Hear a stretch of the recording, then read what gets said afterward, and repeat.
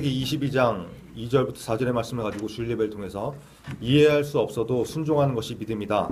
이해할 수 없어도 순종하는 것이 믿음이다 라는 제목으로 하나님 말씀 증거하겠습니다. 여러분 어렸을 때 위인전 많이 읽었죠? 지금도 많이 읽어야 되는 것으로 알고 있는데 여러분 위인전은 왜 읽으십니까? 책에 나오는 위인이 어떤 사람인지 알기 위해서 읽습니까? 뭐 단순히 그게 궁금해서 읽는 사람들도 분명히 있겠지만 위인전을 읽는 진짜 이유가 뭘까요? 우리가 그 위인의 삶을 배우고 본받아서 위인 같은 삶을 살기 위한 것이죠. 그죠? 그게 위인전을 읽는 목적이고, 뭐 부모님이든 선생님이시든 여러분에게 위인전을 읽으라고 하는 분들의 목적이겠죠. 우리가 설교를 통해서 믿음의 사람들에 대해서 나누는 또 듣는 이유가 뭘까요? 하나님께서 오늘 이 말씀을 우리에게 주시는 목적이 무엇이겠습니까? 이제 뭐 나중에 뭐 분기에 한 번씩 성경 퀴즈 대회도 하고 그럴 텐데 나중에 뭐 상 타려고 이런 거 듣겠습니까? 아니면 뭐 그냥 상식되라고 뭐 아는 게 많으면 유식해 보이고 좋으니까 그래서 듣는 거예요? 아니죠. 마치 위인전을 읽는 이유처럼 믿음의 사람들에 대한 말씀을 듣고 우리 자신이 바로 그런 믿음의 사람이 되기 위해서 듣는 것이고 또 하나님께서 이 말씀을 우리에게 주시는 것이죠. 지난주에 우리가 노아에 대한 말씀을 나눴는데요. 이게 사실 노아의 전체 인생을 가지고 뭐 15분, 20분 이 짧은 설교 한 편으로 다 다룰 수가 없어요. 그래서 가장 중심되는 사건을 가지고 그 사람이 왜 하나님께서 쓰시는 사람이 됐는지, 무엇 때문에 하나님께 택함을 받았는지 이것을 지금 핵심적인 자세와 원칙을 다루고 있는 거거든요. 오늘 본문에 나오는 아브라함도 마찬가지입니다. 한 번의 설교로 이 아브라함 전체를 다 다룰 수가 없어요. 그래서 필요하다 그러면 저도 중요한 부분은 이렇게 뭐 설교를 몇 번에 나눠서 하겠지만 가능하면 여러분들도 설교를 듣고 그냥 넘어가지 마시고 노아에 대해서면 노아, 또 아브라함이면 아브라함 이렇게 그 성경에 나오는 인물들을 성경을 통해서 직접 좀 만나봤으면 좋겠습니다. 그래야 전체적으로 알 수가 있거든요. 오늘은 믿음의 사람 두 번째 인물로 아브라함에 대한 말씀입니다. 그 창세기 12장부터 뭐 25장까지 아브라함의 스토리가 쭉 이렇게 나오는데 아브라함은 믿음의 조상이라고 불리는 사람이죠. 그 이유가 무엇일까요? 아브라함의 어떤 점 때문에 믿음의 조상이라는 그런 칭호를 받을까요? 오늘 두 가지 사건을 좀 중심으로 해서 점검해 보려고 합니다. 여러분 창세기 12장에 보면 하나님께서 아브라함을 부르시는 사건이 나옵니다. 거기 이제 아브라함이라고 나오는데 성경을 읽다 보면 이름이 왜 바뀌었는지 이제 여러분이 알게 될 건데 하나님께서 아브라함을 부르시고 이렇게 말씀하십니다. 쉬운 성경으로 보니까 내 나라와 내 친척, 내 아비의 집을 떠나 내가 너에게 보여줄 땅으로 가거라. 무슨 말이에요? 하나님께서 다짜고짜 뭐 집 나오라는 거거든요. 뭐 가출해라, 그죠? 네가 살고 있는 곳을 떠나라. 만약에 하나님이 여러분한테 뭐 이렇게 음성을 들려주시는 일이 별로 없겠지만 갑자기 이렇게 뭐 음성을 들려주면서 누구 누구야, 너 당장 집에서 나와서 내가 너한테 보여줄 동네로 가라. 이러면 어떻겠어요? 뭐 집이 지긋지긋한 사람들이라고 그러면 뭐 얼씨구나 뭐 이러면서 예압 이러면서 이제 뛰어나오겠지만 집에서 그래도 안정적으로 살던 사람은 그렇지 않겠죠. 그죠? 하나님 그게 갑자기 무슨 말씀이시냐고 부모님 허락을 받아야 되지 않겠냐. 난 미성년자인데 집 나가면 고생인데 어떻게 하라는 거냐. 나가서 뭐 먹고 사냐. 뭔가 좀 구체적으로 알려줘야 뭐 가든지 말든지 할 거 아니냐. 뭐 이런 얘기를 하겠죠. 여러분은 뭐 이유를 설명해서 이해가 되고 설득이 되어야 이제 움직이는 분들이잖아요. 그러니까 하나님한테 이렇게 막 따지겠죠. 근데 아브라함이 어떻게 하냐면 4절 말씀을 보니까 아브라함은 여호와께서 말씀하신 대로 하란을 떠났습니다. 롯도, 이 롯은 아브라함의 조카거든요. 롯도 아브라함과 함께 떠났습니다. 그때의 아브라함의 나이는 75이었습니다. 이렇게 말씀합니다.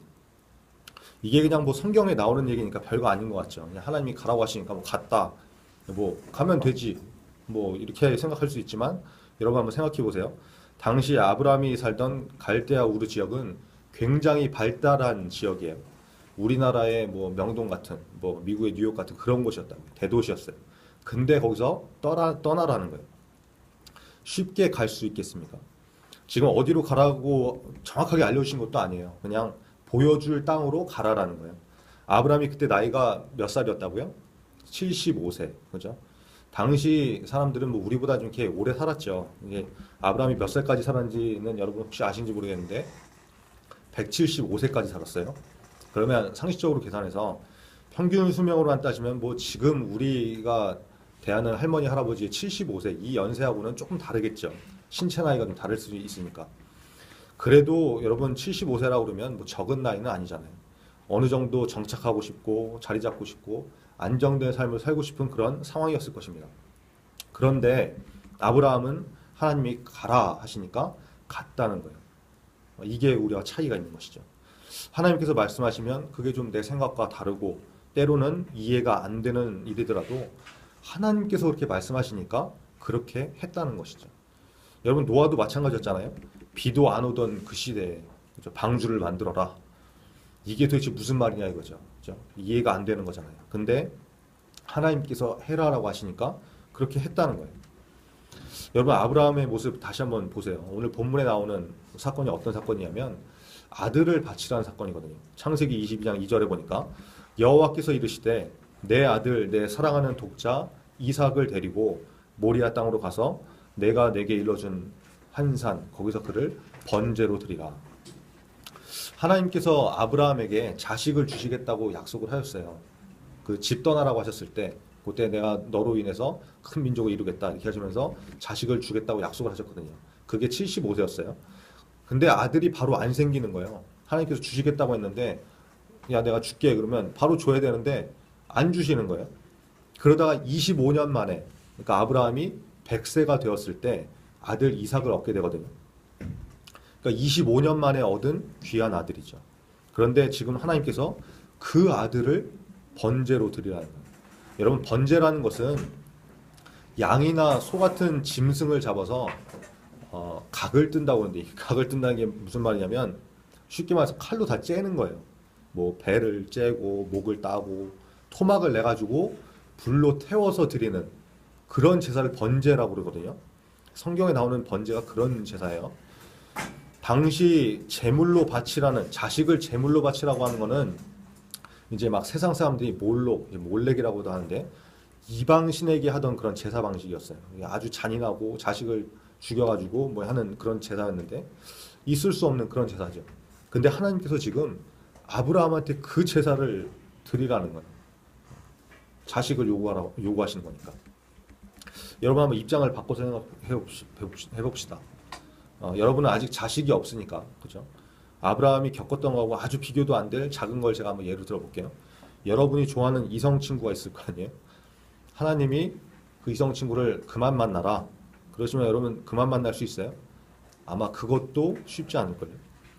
그러면 여러분하고 피 한 방울 섞이지 않았지만 뭐 여러분의 여친을 잡아서 남친을 잡아서 번제로 드려라. 그러면 여러분 어떻겠습니까? 뭐 이응 하면서 네 하면서 할 수 있겠어요? 못 하는 거죠. 황당하죠. 하나님 지금 무슨 말씀이시냐고 해외 토픽에 날 일이 있냐고 이게 뭔가 좀 착오가 있으신 것 같은데 다시 한번 좀 생각해 보시라고 펄펄 뛰겠죠. 이성 친구는 둘째치고 여러분이 좋아하는 연예인을 끊어라. 뭐 좋아하는 게임 롤을 끊어라. 이것만 요구하셔도 쉽지 않을걸요. 그죠? 근데 여러분 지금 아브라함한테 하나님께서 그 요구를 하셨는데 아브라함이 어떻게 한 줄 아세요? 본문 3절을 보니까 아브라함이 아침에 일찍이 일어나 나귀의 안장을 지우고 두 사환과 종이란 얘기예요. 그 아들 이삭을 데리고 번제에 쓸 나무를 쪼개어 가지고 떠나 하나님이 자기에게 지시하신 곳으로 가더니 아브라함이 생각이 없어서 어디가 모자라서 그랬던 게 아니에요. 뭐 75세 때 치매가 걸려가지고 정신이 오락가락하는 그런 상황이 아니라고요. 여러분 아브라함은요. 하나님 어떻게 그럴 수 있어요? 말이 됩니까? 왜 이방신에게나 하는 그런 제사를 저한테 드리라고 합니까? 도대체 이해가 안 되니까 좀 설명해 주세요. 좀 말씀해 보세요. 이렇게 따지지 않았어요. 아침에 일찍 일어나서 그냥 출발했다는 거죠. 이해는 안 되지만 하나님 말씀에 즉시 순종한 것이죠. 여러분 그게 믿음이라는 것입니다. 아브라함이 하나님께서 지시하신 산으로 갑니다. 그냥 뭐 한두 시간 걸어간 게 아니에요. 여기서 뭐 불악산 가듯이 이렇게 뭐 30분 쫄랑 걸어가지고 가는 그런 게 아니에요. 3일 동안 걸어갔다 그래요. 3일 동안 이동해서 갔어요. 그런데 아브라함이 그 3일 동안 다시 돌아서 집으로 오지 않았어요. 발걸음을 돌리지 않았다는 거죠.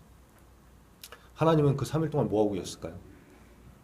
아브라함의 모습을 다 지켜보고 계시는 거예요. 드디어 이제 산에 도착합니다. 종들은 밑에 놔두고 아브라함이 아들을 데리고 산으로 올라가죠.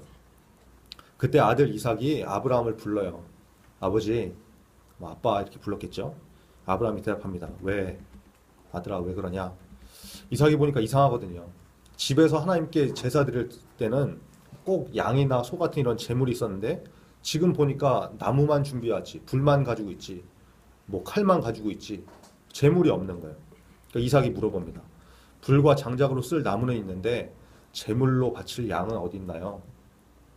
여러분 그때 아브라함의 마음이 어땠을까요? 찢어지는 것 같지 않았겠습니까? 야, 그 양이 바로 너다. 이렇게 말할 수도 없고 뭐 얼마나 이 마음이 힘들었겠어요. 그때 아브라함이 대답하죠. 얘야, 하나님께서 번제로 바칠 양을 준비하실 거야. 저는 아마 이 얘기를 하고 아브라함이 고개를 휙 돌리면서 눈물을 이렇게 닦았을 것 같아요. 이제 참 이 난감한 상황이 된 거죠. 여러분 그렇게 얘기하죠. 부모님들이 여러분을 볼 때, 자식을 볼 때 눈에 넣어도 아프지 않을 것 같은 자식이라고. 그죠? 눈에 그냥 먼지 하나, 티만 들어가도 눈이 막 뒤집힐 것 같고 눈물이 나고 아파 죽겠는데 여러분 부모님이 여러분을 볼 때 눈에 넣어도 아프지 않을 자식이라고 그러거든요. 아브라함도 마찬가지 아니었겠어요? 그렇게 얘기하고 이제 산으로 올라가는 거예요, 둘이. 여러분 이게 아브라함입니다. 믿음의 조상이 괜히 된 게 아니죠. 그 다음에 어떻게 되는지 궁금한 분들은 성경을 한번 읽어보세요. 이제 이삭에 대해서 얘기를 할 때 말씀을 더 나눠보겠지만 한번 직접 읽어보시면 좋을 것 같습니다. 히브리서 11장을 무슨 장이라고 했죠? 믿음장이라고 그랬죠. 이 사건을 히브리서에서는 뭐라고 말씀하는지 아세요? 아브라함이 이삭을 믿음으로 드렸다라고 말씀하세요. 히브리서 11장 17절 보니까 아브라함은 시험을 받을 때에 믿음으로 이삭을 드렸으니. 그죠? 나중에 보면은 실제로 잡아 죽이진 않았어요. 그런데 성경은 뭐라고 하시냐면 믿음으로 드렸다고 그래요. 드렸다. 저는 약속을 받은 자로 돼 그 독생자를 드렸느니라. 여러분 아브라함은 이삭을 하나님께 드린 거예요. 드리는 신용만 한 것이 아니라 진짜로 마음의 중심에서는 하나님께 그 아들을 드려버린 거예요. 여러분 가지고 있는 10cm 자 있죠. 15cm 작은 자 있죠. 그 자를 가지고 10km를 한 번에 잴 수 있겠습니까? 그렇게 할 수 없죠. 마찬가지로 나의 작은 지식과 지혜와 경험을 가지고는 결코 무한하신 하나님을 이해할 수 없어요. 그렇죠?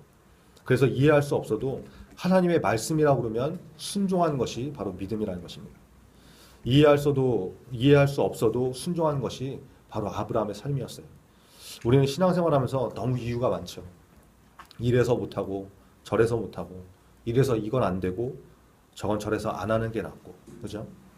하나님이 말씀하시면 아멘하고 순종하는 것이 믿음이라고 그러는데 내 생각에는 그게 아니라는 거예요. 여러분 중요합니다. 잘 들으세요. 하나님은요. 자기 소견에 옳은 대로 사는 사람을 찾으시는 것이 아니라 하나님의 말씀대로 사는 그 사람을 찾으세요. 앞으로 여러분 학기가 시작되면 중간고사를 보겠죠. 뭐 기말고사를 보게 될 것이고 시험을 앞두고 이런 질문을 할 사람이 있을지도 모르겠어요. 시험 기간이어도 꼭 주일 성수해야 됩니까? 이렇게 질문할 친구들이 있을지 모르겠는데 여러분 10계명을 통해서 4계명에 하나님께서 뭐라고 하세요? 안식일을 기억하여 거룩하게 지키라고 주일을 지키라고 이렇게 말씀하시는데 여러분한테는 이해가 안 되는 명령일 수 있잖아요. 아니 하나님 주일은 매주 돌아오는데 1년에 52주나 되는데 중간고사, 기말고사 1년에 고작 4번밖에 안 보잖아요. 그때 좀 이해하고 좀 빼주시면 안 되나요? 좀 공부하게 좀 놔두시면 안 되나요?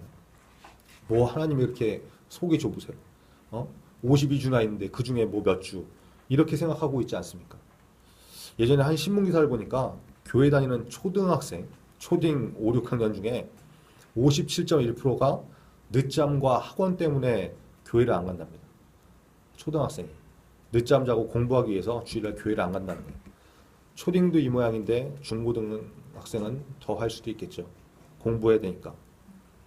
근데 여러분 이런 자세로 신앙생활 하시면 나중에 자기 생각에 옳은 대로 자기 멋대로 교회 다니면 나중에 커서 어떤 사람이 되겠습니까?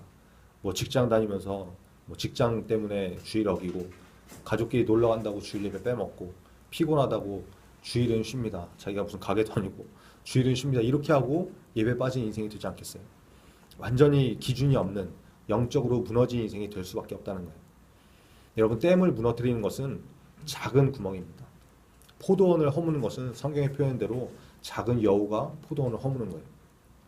이것쯤은 괜찮겠지, 이건 상관없을 거야 하는 그 작은 것 때문에 여러분의 모든 것이 허물어질 수 있습니다. 예수님께서 말씀하시죠.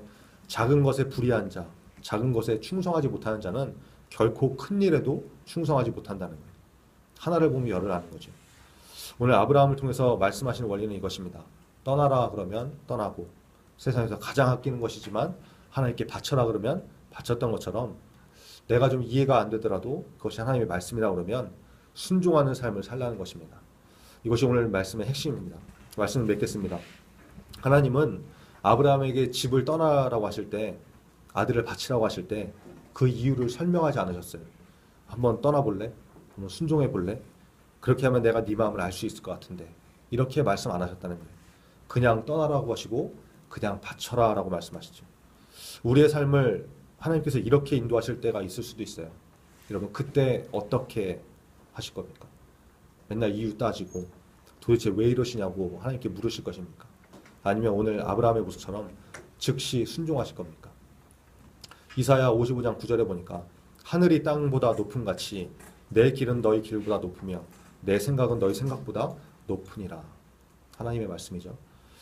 10cm의 자를 가지고 10km의 거리를 한 번에 잴 수 없듯이, 여러분, 우리의 작은 지식과 지혜, 경험 가지고는 하나님을 다 이해할 수 없습니다. 하나님을 이해하려고 하지 마시고 하나님을 믿으시기 바랍니다. 그리고 하나님의 말씀이라고 그러면 순종하시기 바랍니다. 우리 다 같이 기도하겠습니다. 오늘 말씀 기억하시고, 아브라함이 괜히 아브라함 된 게 아니라고 했죠. 믿음의 조상 된 게 아니라고 했죠. 하나님을 하나님으로 인정하고 믿는 믿음이 있었기 때문에, 이해가 안 되더라도 순종하는 자세가 있었기 때문에 믿음의 조상이 되었다고 했습니다.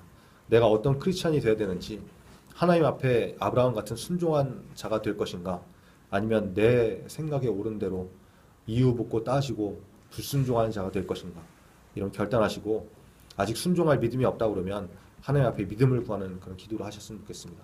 그리고 우리 앞에 놓여있는 동계수련회가 있는데 정말 좋은 기회가 될 것입니다. 하나님을 아는 기회가 될 것이고 하나님을 만나는 기회가 될 것입니다. 우리가 여러 가지 이유로 참여하지 못할 이유들은 만들어내면 얼마든지 만들어낼 수 있을 거예요. 그러나 하나님께서 가라 하시면 갈 수 있는 우리 청소년들 다 됐으면 좋겠습니다. 오늘 말씀 기억하시고 말씀대로 살 수 있는 자가 되게 해달라고 우리 다 같이 기도하겠습니다. 하나님 아버지, 감사합니다. 주님 역사를 열어서 우리 말씀대로 살 수 있도록 도와주시고, 주의 은혜 가운데 주님을 순종할 수 있는 믿음을 허락하여 주셔서 이 말씀이 우리 마음 가운데 숨겨지게 하시고, 하나님 우리의 마음 가운데 아브라함처럼 순종할 수 있는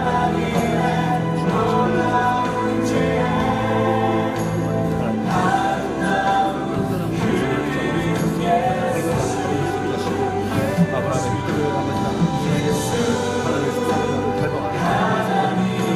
축복을 닮아가는 같이 살갈 수 있는 하나님을 만나고 하나님을 알아가는 귀한 기회를 축복하여